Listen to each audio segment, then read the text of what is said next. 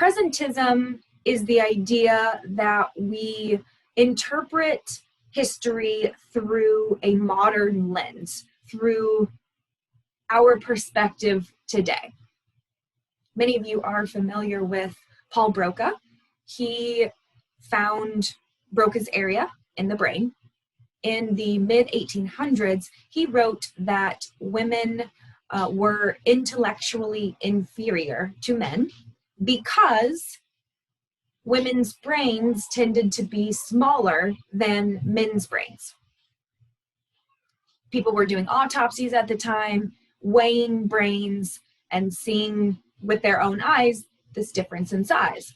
Paul Broca assumed that difference in size had something to do with intelligence. If we take a presentist view of Paul Broca and his writings, we might say Paul Broca is a sexist. Taking a presentist perspective doesn't give us a full understanding of Broca's ideas. Historicism takes a different approach. By taking a historicist perspective, we interpret the past through a historical lens. We consider the things that were going on at the time.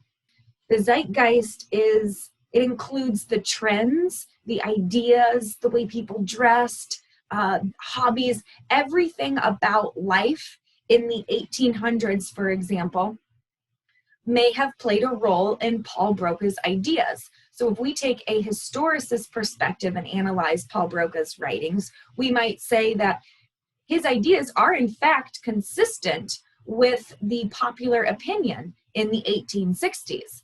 Presentism, using today's standards to evaluate a past event, historicism is considering the climate of the times, the zeitgeist at the time. Psychology was influenced by a variety of different contextual factors. Both World War I and World War II are probably the most influential world events in the development of psychology, but also changes in the economy and issues with discrimination have also played a role in how the field has developed over time.